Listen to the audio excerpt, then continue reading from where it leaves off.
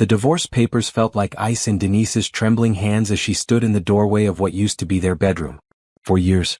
4 long years of sleepless nights, of lifting her husband's lifeless body from bed to wheelchair, of watching him struggle with the simplest tasks, of holding him when he cried from frustration and pain. 4 years of sacrifice, of putting her own dreams on hold, of working double shifts at the hospital while coming home to be his caregiver, his wife, his everything. And now, just 6 months after Robert had taken his first steps again, after the doctors had called it a miracle, after she had cried tears of joy watching him walk across their living room, he was asking her to leave. "Mama, why are you crying?" Grace's small voice cut through the silence like a knife. Her 8-year-old daughter stood at the bedroom door, still wearing her school uniform, her backpack hanging from one shoulder. Those big brown eyes that looked so much like Robert's stared up at Denise with concern that no child should have to feel. Denise quickly wiped her tears and folded the papers, shoving them into her purse. "I'm not crying, baby. Mama just got something in her eye." The lie tasted bitter on her tongue, but how could she explain to Grace that her father, the man who had begged Denise never to leave him during those dark early days of his injury, was now throwing away their family like it meant nothing? The sound of Robert's voice drifted from the living room, and Denise's heart clenched. He was on the phone again, laughing in a way he hadn't laughed with her in months. "Yeah, I'll pick you up at 7, he said, his voice warm and light. "Can't wait to take you to that new restaurant downtown." Grace tilted her head, listening. "Is Daddy going out again tonight?" "Looks like it, sweetheart." Denise forced a smile and knelt down to help Grace with her backpack. Her daughter was too smart, too observant. She had already started asking questions about why Daddy didn't eat dinner with them anymore, why he spent so much time at physical therapy sessions that seemed to happen mostly in the evenings, why he looked at Mama differently now. The front door slammed, and they heard Robert's car start up in the driveway.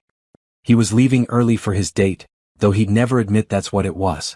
Denise had seen the text messages on his phone when she was helping him organize his medication last week. Messages from Tanya, his physical therapist. Messages that had nothing to do with his recovery and everything to do with his new life. A life that apparently didn't include the woman who had given up everything to save him. "Mama, can we call Mama Ruby?" Grace asked, using the name she'd always called her great-grandmother. "I want to make cookies with her." Denise's throat tightened. Mama Ruby lived just 20 minutes away in the same neighborhood where Denise had grown up, where she'd learned about love and family and fighting for what mattered. Maybe it was time to go home, at least for tonight. Maybe it was time to stop pretending that everything was okay when her world was crumbling around her. "Yeah, baby. Let's call Mama Ruby." As she dialed her grandmother's number, Denise caught her reflection in the hallway mirror. She barely recognized herself. The woman staring back had dark circles under her eyes, worry lines that hadn't been there 4 years ago, and a sadness that seemed to have settled deep in her bones. She had been so focused on helping Robert heal that she had forgotten to take care of herself. She had been so busy being strong that she had forgotten what it felt like to feel safe. "Denise, honey, is that you?" Mama Ruby's voice was like a warm hug through the phone. "Yes, ma'am. Grace and I were wondering if we could come over for a little while." There was a pause, and Denise knew her grandmother could hear everything she wasn't saying. Mama Ruby had that gift. She could read people's hearts even through a phone line. "You come on over here right now, baby girl. I just pulled a sweet potato pie out of the oven, and Grace can help me make some cornbread for dinner. You bring yourself home." "Home." The word hit Denise like a punch to the chest. This house, the one she and Robert had bought with such hope and excitement when Grace was just a baby, didn't feel like home anymore. It felt like a prison where she was serving a sentence for the crime of loving too much. As she helped Grace gather her overnight clothes, Denise made a decision. Tomorrow she would start looking for a lawyer. Tomorrow she would start figuring out how to rebuild her life. But tonight, she just needed to be held by the woman who had raised her, who had taught her that she was worthy of love that didn't come with conditions.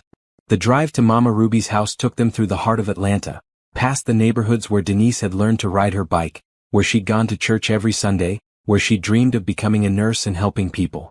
She had achieved that dream, had worked her way through nursing school while Robert worked construction.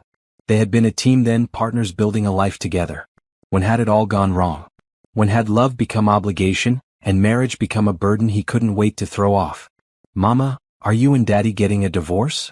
Grace's question came out of nowhere, hitting Denise like a physical blow. Denise's hands tightened on the steering wheel. "Why would you ask that, baby?" "Because my friend Jessica's parents got divorced, and before they did, her daddy started going out a lot and her mama cried when she thought Jessica wasn't looking. Just like you do." The wisdom in her daughter's voice broke something inside Denise. Grace was losing her childhood, forced to grow up too fast because the adults in her life couldn't figure out how to love each other properly anymore. Baby, sometimes grown-ups have problems they need to work through.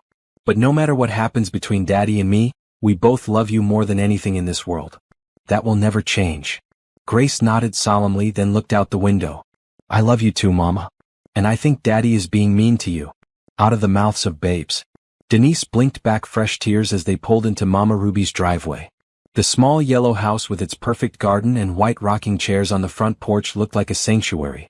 Mama Ruby was already standing at the door, her arms wide open, ready to catch whatever pieces of her granddaughter's heart were still intact. As Grace ran up the walkway and into her great-grandmother's embrace, Denise sat in the car for just a moment longer. She pulled out her phone and looked at Robert's contact information.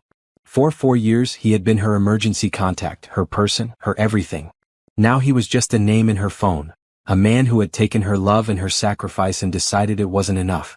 She deleted his contact information and added her lawyer's number instead. It was time to stop being a victim of her own devotion.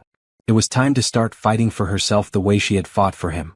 Tomorrow would be the first day of figuring out how to be Denise again. Not just Robert's caregiver, not just Grace's mother, but Denise.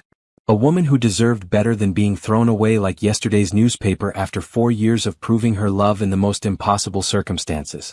As she finally got out of the car and walked toward the porch where Mama Ruby and Grace were waiting, Denise made herself a promise. She would survive this. She would heal from this. And someday, when Grace was older and asked her about this time in their lives, she would be able to say that she had chosen to fight for her own happiness instead of accepting scraps from a man who had forgotten how to be grateful for unconditional love. The smell of sweet potato pie and the sound of Grace's laughter drifted from the house, and for the first time in months, Denise felt like she could breathe again. Whatever came next, she wouldn't face it alone. Mama Ruby's kitchen table had seen 3 generations of Patterson women work through their troubles over coffee and cornbread. Tonight, as Grace colored quietly in the corner and the 2 women sat across from each other, it felt like a safe harbor in the middle of a hurricane. The divorce papers lay between them like evidence of a crime. Tell me everything, baby girl, Mama Ruby said, her weathered hands wrapped around a steaming mug. And don't you dare try to pretty it up for me. I've been on this earth 67 years, and I can handle the truth. Denise took a shaky breath. Where did she even start? With the accident 4 years ago that had changed everything? With the months of doctors telling them Robert might never walk again? With the insurance battles and the medical bills that had nearly bankrupted them? Or should she start with last week, when she had come home early from her shift at the hospital and found Robert on the phone, telling someone named Tanya that his wife was too clingy, and that he needed space to figure out who he was now? He wasn't always like this, Mama Ruby. When the accident first happened, when they told us his spine was damaged and he might never walk again, he begged me not to leave him. He said he couldn't do it without me. The memory hit her like a physical blow. Robert in that hospital bed, tubes and wires everywhere, tears streaming down his face as he gripped her hand. Promise me, Dee. Promise me you won't give up on us. I know this is hard, but I need you. I can't lose you too. She had promised.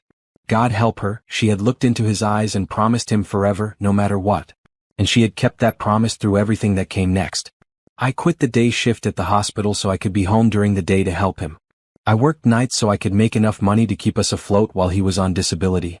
I learned how to give him his shots, how to help him with physical therapy, how to transfer him from the bed to his wheelchair without hurting his back. Her voice cracked. I learned how to love him in a completely different way, Mama Ruby. And I thought that meant something. Grace looked up from her coloring book. Mama, remember when Daddy first came home from the hospital and you had to help him eat? Denise's heart clenched. Yes, baby. I remember. And remember how you used to read to him every night because he couldn't sleep? I remember that too. And remember how you sold your car so we could buy that special bed for Daddy? Mama Ruby's eyes widened. You sold your car? Denise nodded, ashamed. The insurance wouldn't cover the hospital bed he needed. I took the bus to work for 8 months until I could save up enough to buy another car. Jesus, Mary and Joseph, Mama Ruby whispered. Baby girl, you gave that man everything you had. The memories kept coming, each one a fresh wound. The way Robert had cried the first time he successfully transferred from his wheelchair to the toilet by himself. How proud he had been when he could dress himself without help. The night he had taken his first few steps with the walker, and how she had called everyone they knew to share the good news. Dr. Brooks said it was one of the most remarkable recoveries she had ever seen, Denise continued. She said most people with Robert's type of injury never regain full mobility. But he worked so hard and I was there for every appointment, every therapy session, every setback and breakthrough. And now, Denise's voice dropped to a whisper. Now he says I remind him of the worst time in his life. He says when he looks at me all he can think about is being helpless and dependent. He says he needs to start fresh with someone who doesn't know him as a broken man. The cruelty of it hit her again like a slap to the face. She had loved him through his brokenness, had seen him as whole and worthy even when he couldn't see it himself. And now that he was healed, he wanted to erase her from his story. Mama Ruby reached across the table and took Denise's hands. Listen to me and listen good. That man is a fool and what he's doing to you is sin. Pure and simple. You didn't sign up to be his nurse. You signed up to be his wife. For better or worse in sickness and in health. He seems to have forgotten about that for better part now that he's got his health back. But what if he's right? What if I am just a reminder of his trauma? What if? Stop right there. Mama Ruby's voice was firm. You are not responsible for managing that man's feelings about his own recovery. You are not a burden he needs to carry or a reminder he needs to forget. You are a woman who loved her husband through the hardest thing that ever happened to him, and if he's too proud or too foolish to see the blessing in that, then that's his loss. Grace had stopped coloring and was listening intently. Mama Ruby, is Daddy being mean to Mama because she took care of him? No, baby. Daddy is being mean because he's forgotten how to be grateful. Sometimes when people go through hard things, they forget who stood by them. But that doesn't mean the people who stood by them did anything wrong. Denise felt something shift inside her chest. For months, she had been questioning herself, wondering if she had been too much, too attentive, too devoted. Robert's words had wormed their way into her head, making her believe that her love had somehow been a burden instead of a gift. Tell me about this woman, Mama Ruby said. This physical therapist. Denise's stomach churned. Tanya. She's everything I'm not right now. Young, carefree, no responsibilities. She never saw him at his lowest point. To her, he's just Robert, strong, independent, recovered. She doesn't know about the nights he cried himself to sleep or the months when he was so depressed he wouldn't even try to get out of bed. So she gets the easy part. Yeah, she gets the easy part. They sat in silence for a moment, the weight of it all settling around them. Grace had gone back to her coloring, but Denise could see her little ears were still tuned into every word. Mama Ruby, I don't know how to start over. I'm 32 years old, I have an 8-year-old daughter, I've been out of the dating world for over a decade, and I'm so tired I can barely think straight. How do you rebuild a life when everything you thought you knew about love has been turned upside down? Mama Ruby stood up and moved around the table, pulling Denise into one of her famous hugs, the kind that smelled like vanilla and made everything feel like it might actually be okay. Baby girl, you don't rebuild a life. You reclaim the life you put on hold. You remember who Denise was before she became Mrs. Robert Patterson. You remember the dreams you had, the goals you set, the woman you were meant to be. And you start there. But what about Grace? What about our house? What about taking it one day at a time and trusting that God didn't bring you this far to leave you here? You think the Lord doesn't see what you've been through? You think He doesn't have plans for your future that are bigger and better than anything Robert can imagine? Grace looked up from her coloring. Mama, will we live with Mama Ruby now? Denise's heart broke a little more. Grace was already trying to figure out how to navigate this new reality, how to make sense of a world where Daddy loved someone else and Mama had to start over. We'll figure it out, sweetheart. The three of us women are pretty tough. We'll figure it out together. As the evening wore on, they made cornbread and talked about practical things, lawyers and custody arrangements and how to divide assets fairly. But underneath it all, Denise could feel something else growing. Not hope, exactly, but determination. A quiet strength that reminded her of every other challenge she had faced and overcome. She had put herself through nursing school while working 2 jobs. She had learned to navigate the medical system and fight insurance companies for her husband's care. She had kept a family together through the most impossible circumstances. Maybe, just maybe, she was stronger than she had given herself credit for. By the time they tucked Grace into the spare bedroom with her favorite stuffed animal, Denise felt something she hadn't felt in months. Peace. Not happiness, that would come later if at all. But peace. The kind that comes from finally accepting what you cannot change and focusing on what you can control. Tomorrow she would start the legal process of ending her marriage. She would figure out how to co-parent with a man who had broken her heart. She would find a way to provide for Grace and rebuild her own sense of self-worth. But tonight, she would sleep in the same house where she had learned about unconditional love from a woman who had never given up on her. And in the morning she would wake up as Denise Patterson, not Robert's wife, not even Grace's mother, but Denise.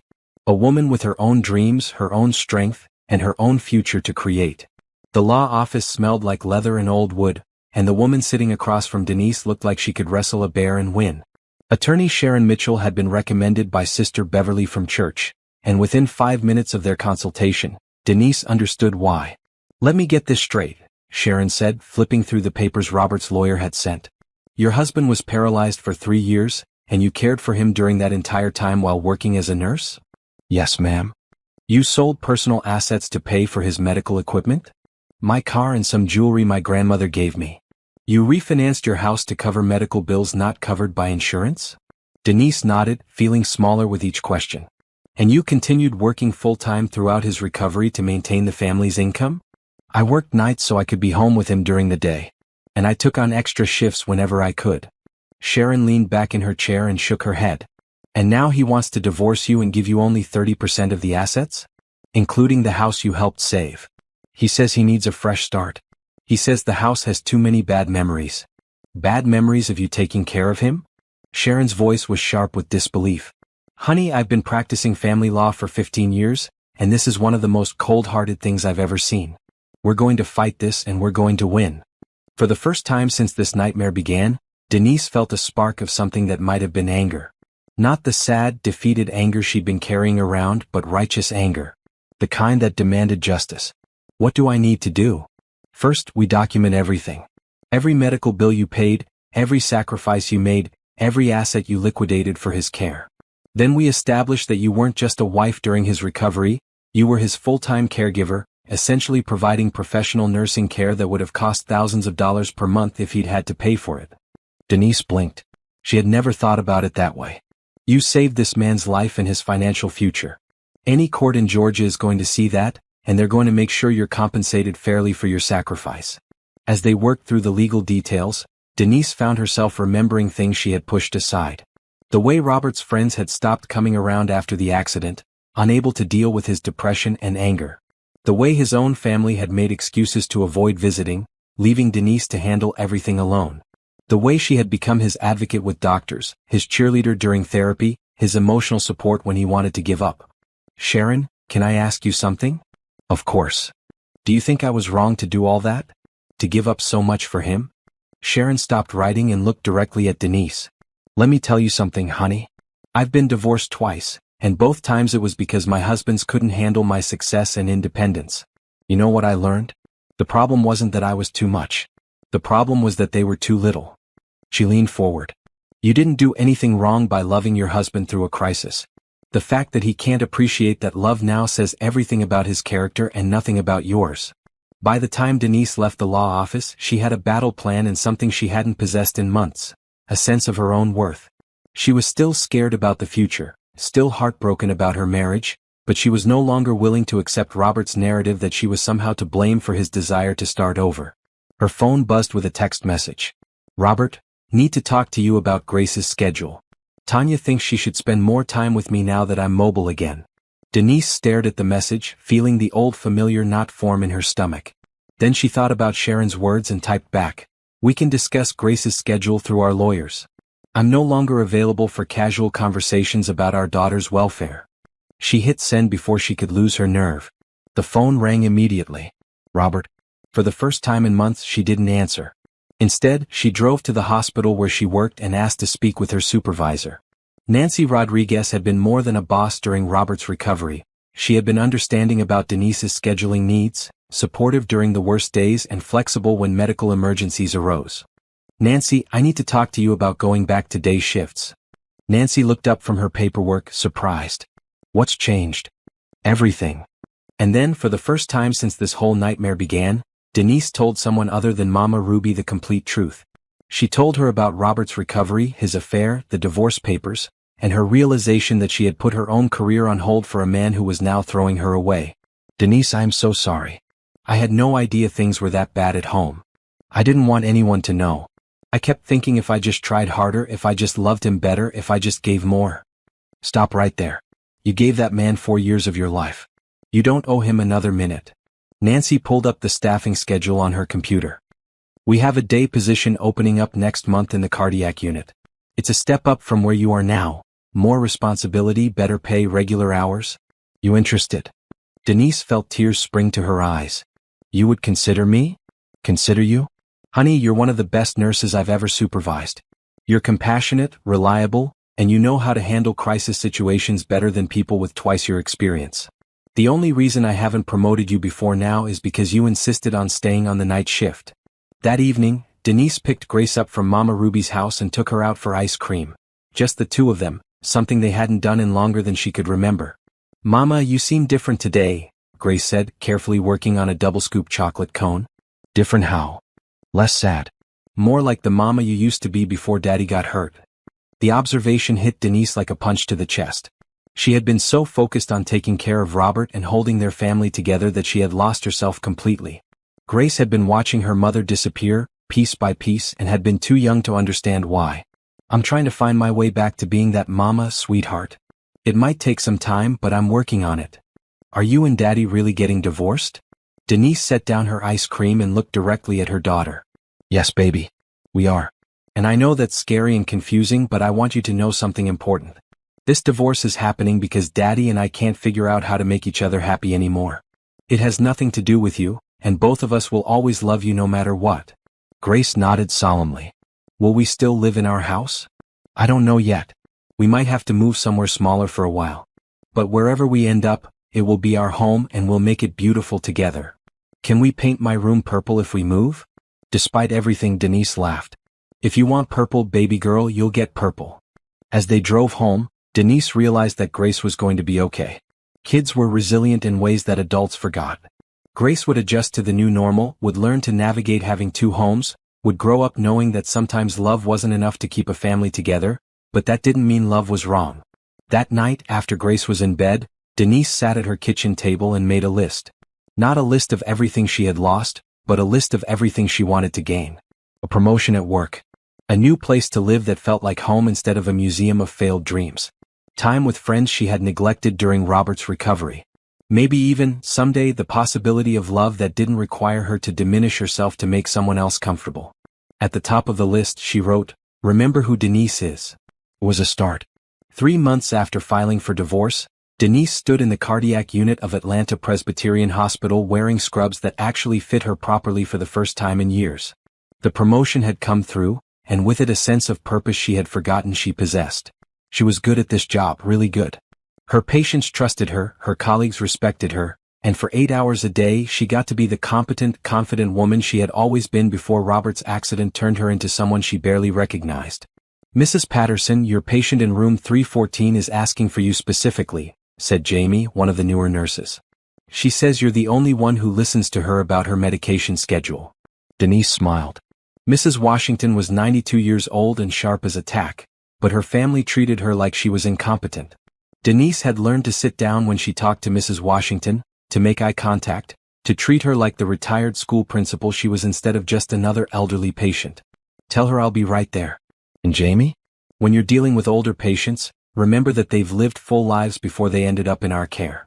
A little respect goes a long way." As she walked toward room 314, Denise caught her reflection in the glass doors of the unit. She looked different now, healthier, more alert. She had started eating regular meals again. Had been sleeping better since she moved herself and Grace into a small apartment across town. It wasn't the house she had planned to raise her daughter in, but it was theirs, and that made all the difference. The divorce proceedings were moving slowly, and Robert's lawyer was still trying to minimize Denise's contribution to the marriage. But Sharon Mitchell was a force of nature, and she had documented every sacrifice Denise had made, every bill she had paid, every night she had worked to keep their family afloat. The truth was adding up to a very different picture than the one Robert wanted to paint. "Denise, honey, there you are," Mrs. Washington said as she entered the room. "I've been telling everyone about my favorite nurse. You know, I taught for 43 years and I can spot a natural caregiver from a mile away. You've got the gift." "Thank you, Mrs. Washington. How are you feeling today?" "Better now that I know you're looking after me. You remind me of my daughter, she's got that same way of making people feel heard." As they talked about Mrs. Washington's medication and discharge plans, Denise realized something had shifted inside her over the past few months. The constant anxiety that had plagued her during Robert's recovery was gone, replaced by a quiet confidence she hadn't felt in years. Her phone buzzed with a text from Grace's school. "Grace Patterson's father is here to pick her up early. Is this authorized?" Denise's stomach dropped. She and Robert had a very specific custody arrangement, and he wasn't supposed to pick Grace up without advance notice. She quickly called the school. "This is Denise Patterson. My ex-husband is trying to pick up my daughter, but it's not his scheduled day and I didn't authorize it. We told him he needed your permission, Mrs. Patterson." He seemed upset about it. "Please don't release Grace to him. I'm listed as the primary custodial parent, and any changes to the pickup schedule need to be approved by me in advance. I'll be there in 20 minutes to collect her myself." Denise asked her supervisor for an emergency break and drove to Grace's school with her heart pounding. When she arrived, Robert was sitting in the main office looking sullen and embarrassed. "Denise, finally. I just wanted to take Grace to get some ice cream. I don't understand why everything has to be so complicated now." "Because you made it complicated when you decided our marriage wasn't worth saving," she said quietly. "We have a custody arrangement for a reason. If you want extra time with Grace, you call me and we discuss it like adults. I shouldn't need permission to see my own daughter." "You're not asking for permission. You're asking for cooperation. There's a difference." Grace appeared in the doorway of the office, looking confused and a little scared. "Mama? Daddy? What's wrong?" Denise's heart broke a little. Grace shouldn't have to witness this tension between her parents. She knelt down to her daughter's level. "Nothing's wrong, baby. Daddy just forgot that today isn't his day to pick you up from school. Let's go home and we'll figure out a time when you and Daddy can have that ice cream." "Can't we all go together?" Grace asked hopefully. Robert and Denise looked at each other, and for just a moment, Denise saw a flicker of the man she had fallen in love with. The man who had wanted to build a family with her, who had dreamed of growing old together, who had promised to love her through whatever came their way. But that man was gone, replaced by someone who had convinced himself that the woman who saved his life was somehow holding him back from living it. "Not today, sweetheart," Denise said gently. "But you and Daddy will have lots of special time together." On the drive home, Grace was unusually quiet. Finally, she spoke up from the back seat. "Mama, do you think Daddy loves his new girlfriend more than he loves us?" The question hit Denise like a physical blow. She pulled over and turned around to face her daughter. "Baby, Daddy loves you more than anything in the world. His feelings for me are complicated right now, but his love for you never changes. You are his daughter, and that means you're special to him in a way that no one else can be. But what about you? Doesn't he love you anymore?" Denise took a deep breath. How do you explain to an 8-year-old that sometimes people stop appreciating love when it comes too easily? That sometimes the very thing that saves a person's life becomes the thing they want to escape from? "Daddy and I love each other in a different way now, Grace. Sometimes grown-ups realize they're better at being friends than being married. That doesn't mean the love goes away, it just changes shape. I wish it didn't have to change." "I know, baby. I wish that too sometimes." That evening, as they made dinner together in their small apartment kitchen, Denise realized that Grace was going to learn some hard lessons from her parents' divorce. She would learn that love doesn't always last, that promises sometimes get broken, that even good people sometimes make selfish choices. But she would also learn that women can be strong enough to start over, brave enough to demand better treatment, and resilient enough to create new versions of happiness from the ashes of old dreams. "Mama, can I tell you something?" Grace asked as they set the table. "Always. I'm proud of you." "Proud of me for what?" "For not crying all the time anymore. For getting the new job. For making our apartment feel like home. You're like a superhero but for regular life." Denise felt tears spring to her eyes, but this time they weren't tears of sadness or frustration. They were tears of recognition. The recognition that she had found her way back to herself, that the woman Grace was proud of had always been there, just buried under years of trying to be everything to everyone else. Later that night, after Grace was asleep, Denise sat on her small balcony and looked out over the city lights. Her phone rang and she was surprised to see Dr. Brooks' name on the screen. "Dr. Brooks? Is everything okay?" "Denise, I hope you don't mind me calling. I got your new number from the hospital directory. I wanted to talk to you about something." Dr. Angela Brooks had been Robert's neurologist throughout his recovery, and she had witnessed firsthand the dedication Denise had shown during the darkest days. "I heard about the divorce through the hospital grapevine, and I wanted you to know something. In all my years of practice, I've never seen a spouse provide the level of care and advocacy that you provided for Robert. You literally saved that man's life. Denise felt her throat tighten. I just did what any wife would do. No, Denise. You didn't. I've seen marriages fall apart under much less stress than what you two faced. I've seen spouses walk away when the recovery process got too hard or too long. What you did was extraordinary, and I need you to understand that. Then why does it feel like it wasn't enough? Dr. Brooks was quiet for a moment. Sometimes when people recover from trauma, they want to forget everything associated with that trauma, including the people who helped them through it. It's not fair and it's not right, but it's more common than you might think. Robert's inability to appreciate your sacrifice says nothing about the value of what you did and everything about his own emotional limitations. After they hung up, Denise sat in the darkness for a long time, letting Dr. Brooks' words sink in. She had done something extraordinary. She had loved a man through the impossible and had asked for nothing in return except his continued presence in her life. The fact that he couldn't appreciate that gift wasn't her failure, it was his. For the first time since Robert had asked for a divorce, Denise felt something close to pride. She had been a good wife, a devoted caregiver, and a fierce advocate for the man she loved. The story of their marriage wasn't a story about her being too much or not enough. It was a story about her being exactly what he needed when he needed it most. And now, finally, she was learning to be exactly what she needed for herself. 1 year after the divorce was finalized, Denise stood in the community center of her old neighborhood, watching Grace perform in the church Christmas pageant. Their daughter was playing an angel, and she looked absolutely radiant in her white dress and tinfoil halo. Mama Ruby sat beside Denise in the front row, dabbing at her eyes with a tissue. That child gets more beautiful every day, Mama Ruby whispered. And look at you, glowing like you've got your own halo. Denise smiled. The past year had been the hardest and most transformative of her life. The divorce settlement had been fair. Sharon Mitchell had made sure of that. Denise had kept half the assets, including enough money to put a down payment on a small house just 3 blocks from Mama Ruby's place. Grace had her purple bedroom, and Denise had a home office where she was taking online classes to get her nurse practitioner degree. Robert had married Tanya 6 months after their divorce was final. Grace spent every other weekend with them, and she seemed to be adjusting well to having 2 homes.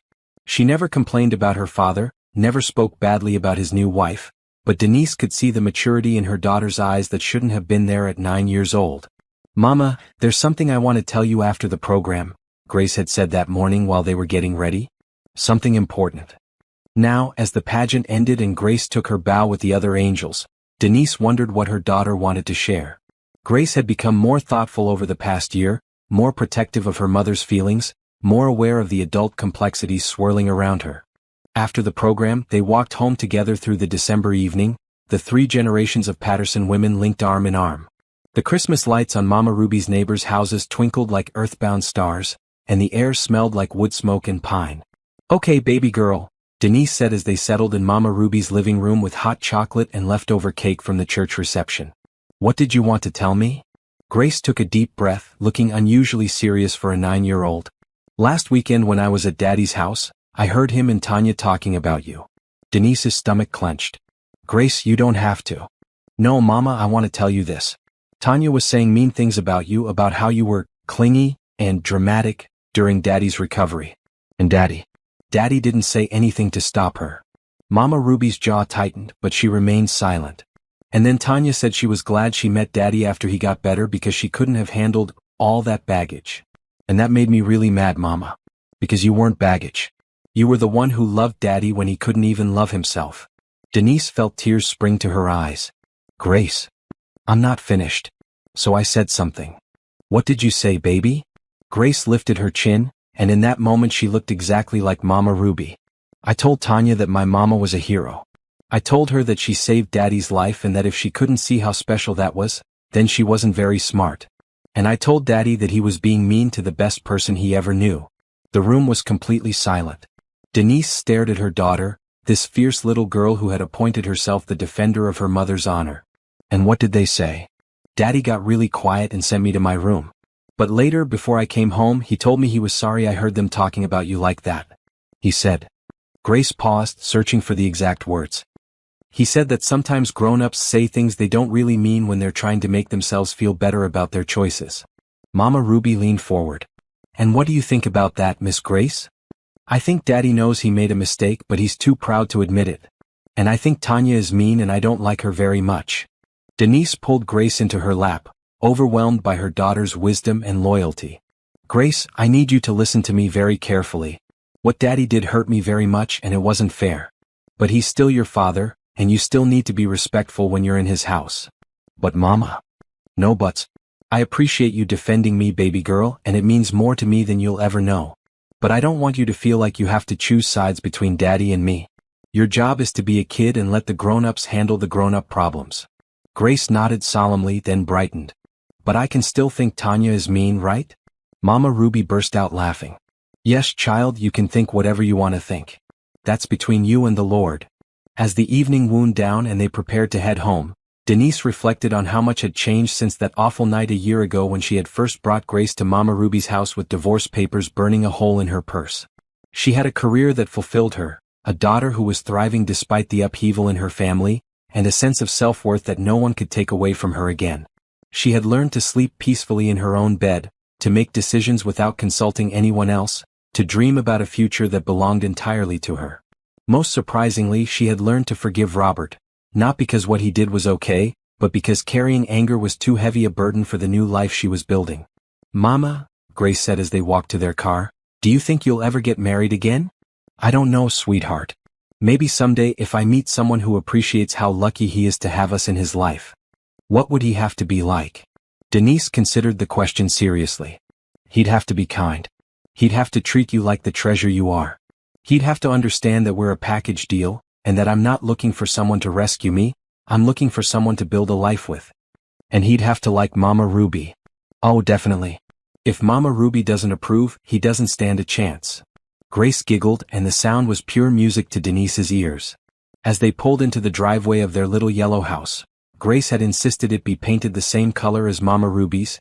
Denise realized something profound. She was happy. Not the desperate, clinging happiness she had felt during her marriage, constantly afraid it would be taken away. This was deeper, more solid. This was the happiness that comes from knowing exactly who you are and refusing to apologize for it. Inside, Grace headed upstairs to get ready for bed, chattering about the pageant and her plans for Christmas break. Denise stood in her living room, looking at the life she had built from scratch. The furniture was modest but comfortable, chosen by her for her own taste rather than to please someone else. The walls were covered with pictures of Grace and Mama Ruby, with her nursing school graduation photo, with the certificate from her recent promotion to charge nurse. Her phone buzzed with a text message. For just a moment, her heart jumped, thinking it might be Robert reaching out to apologize for allowing Tanya to speak badly about her in front of Grace. But it wasn't Robert. It was Dr. Brooks. "Denise, I have a patient whose wife is struggling with his recovery from a traumatic brain injury. She specifically asked if I knew any nurses who had experience being on the family side of long-term care. I immediately thought of you. Would you be interested in talking to her? I think you could really help." Denise stared at the message for a long moment, then typed back, "I'd be honored to help. Send me her information." As she turned off the lights and headed upstairs, Denise realized that her story wasn't really about a marriage that failed or a man who couldn't appreciate the gift of unconditional love. Her story was about a woman who had discovered that her capacity for love and sacrifice wasn't a weakness to be ashamed of, it was a strength to be celebrated. She had loved Robert through the impossible, and even though he hadn't been able to rise to meet that love, she didn't regret giving it. Because in the process of saving him, she had learned exactly what she was capable of. And now, maybe she could help another woman navigate the same journey. Upstairs, Grace was already in bed, her angel costume carefully hung up for next year's pageant. "Mama, will you read to me?" "Of course, baby girl. What do you want to hear?" "The one about the little girl who saves the kingdom."